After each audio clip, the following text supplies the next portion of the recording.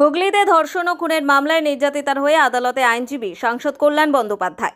হুগলির কোন্নগরের কানাইপুরে নাবালিকাকে ধর্ষণ ও খুনের মামলায় নির্যাতিতার পাশে দাঁড়ালেন শ্রীরামপুর লোকসভার সাংসদ তথা আইনজীবী কল্যাণ বন্দ্যোপাধ্যায়।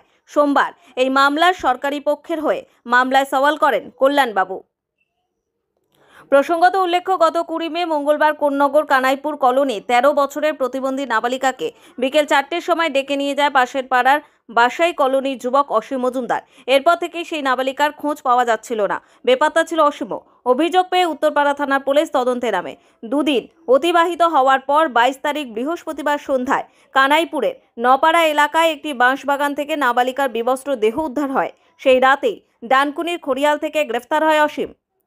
আজ সোমবার অভিযুক্তকে আদালতে তোলা হলে সাংসদ কল্যাণ বন্দ্যোপাধ্যায় নির্যাতিতার হয়ে সওয়াল করেন এবং অভিযুক্তের সর্বোচ্চ শাস্তির দাবিও জানান। এই প্রসঙ্গে সংবাদ মাধ্যমকে তিনি বলেন, ধর্ষণ করে খুন করেছে তার অ্যাকিউজকে আজকে প্রডিউস করা হয়েছে পক্সো কোর্টে। এর আগে আমাদের অ্যাডিশনাল চিফ জুডিশিয়াল এসিজিএম এর কোর্টে প্রডিউস করা হয়েছিল, তখন 3 দিন পুলিশ রিমান্ড দিয়েছিল। আজকে শ্রীরামপুর পক্সো কোর্ট যেটা, সেখানে প্রডিউস করা হয়েছে। আমাদের বক্তব্য খুব পরিষ্কার ভাবে আমরা বলেছি যে এটা is a brutal murder and rape, unbelievable. 13 বছরের একটা ডিফ অ্যান্ড ডাম মেয়েকে বাড়ি থেকে নিয়ে গিয়ে 5 টাকার বিস্কুটের প্যাকেট দিয়ে তাকে একটা জঙ্গলের মধ্যে তাকে রেপ করবে এবং জলাশয়ে ফেলে রেখে দিয়ে চলে আসবে। এটা কোনো রকম ভাবে কোনো গ্রহণযোগ্যতা হতে পারে না। এসব সভ্য সমাজে এসব ভাবাই যায় না। আমরা সমস্ত ডিসক্রাইব করেছি, কেস রেকর্ড দিয়েছি, ইনভেস্টিগেশন রিপোর্ট যেগুলো পেয়েছি সেগুলো তো আমি আপনাদের কাছে এখন বলবো না, জজ সাহেবকে বলেওছি। এবং যেটা হচ্ছে যে খুব পরিষ্কার ভাবে আমরা বলছি যে আমরা ক্যাপিটাল পানিশমেন্ট চাই, আজকেও জজ সাহেবকে বলেছি। এবং আমরা 2 মাসের মধ্যে ইনভেস্টিগেশন কমপ্লিট করে দেবো। 2 মাসের মধ্যে ইনভেস্টিগেশন কমপ্লিট করবো এবং আমরা চাই যে 6 মাসের মধ্যে এই কেস ট্রায়াল শেষ হয়ে যাবে এবং তার capital punishment.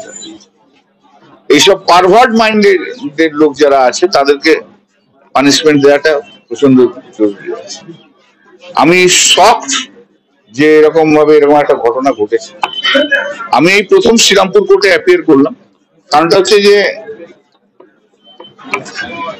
I want to give a message যে শ্রীরামপুর পার্লামেন্টারি কনস্টিটুয়েন্সির মধ্যে কোন মহিলার উপর এইরকম ধরনের অত্যাচার হলে তাকে ছেড়ে কথা বলা হবে না। কোন মহিলার উপর অত্যাচার, নৃশংস অত্যাচার সহ্য করব না। সেক্ষেত্রে আমি স্টেটের হয়ে, ভিকটিমের হয়ে আগামী দিনেও আমি অ্যাপিয়ার করব। এই সমস্ত মানুষরা সভ্য সমাজে বেঁচে থাকার যোগ্য নয় এরা। আমি একটা জিনিসে আশ্চর্য হয়ে যাচ্ছি যে যেহেতু এটা গ্রাম বাংলার মেয়ে, গরিব মানুষ, 13 বছরের ডিফ অ্যান্ড ডাম, যে তার জন্য কলকাতার কোনো সম্ভ্রান্ত মহিলাদের কোনো শব্দ শুনতে পেলাম না।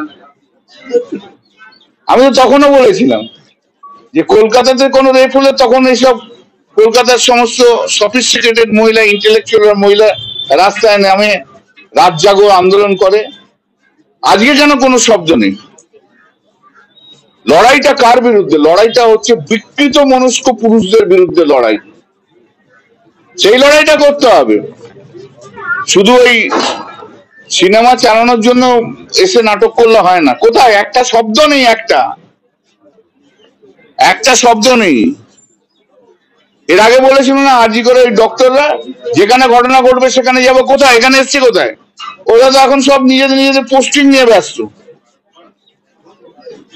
তবে আমাদের মুখ্যমন্ত্রী মমতা বন্দ্যোপাধ্যায় উনি 4 দিন ধরেই আমাকে বলেছিলেন, আমি এসেও ছিলাম ওদের বাড়িতে, এর কঠিনতম শাস্তি দিয়ে আমরা ছাড়বো। কে কি বললো, কে কি করলো না করলো, আন্দোলন করলো না করলো, আমাদের কিচ্ছু এসে, কিন্তু আমরা আমাদের কাজ করে যাব। আর ওনারা মাঝে মাঝে আসবেন ওনাদের প্রমোট করার জন্য। যখন শহরের মধ্যে কোনো রেপ হবে তখন আসবেন। কোথায় সে ওদের আর কি আছে, এখন আর এসে কি হবে? ওরা ওগুলো পলিটিক্যাল তো, এখন এটা কোর্ট গাউন করে বলবো না, কোর্টটা গাউনটা ছাড়তে হবে তো। হ্যাঁ, এদিন আদালতে উপস্থিত ছিলেন নির্যাতিতার মা। কল্যাণবাবুকে দেখে তাকে জড়িয়ে ধরে কান্নায় ভেঙে পড়েন তিনি। তাকে সান্ত্বনা দিয়ে সরকারিভাবে পাশে থাকার আশ্বাস দিয়েছেন কল্যাণবাবু। হুগলি থেকে বন্দনা ভট্টাচার্যের রিপোর্ট, নিউজ দিগন্ত বার্তা।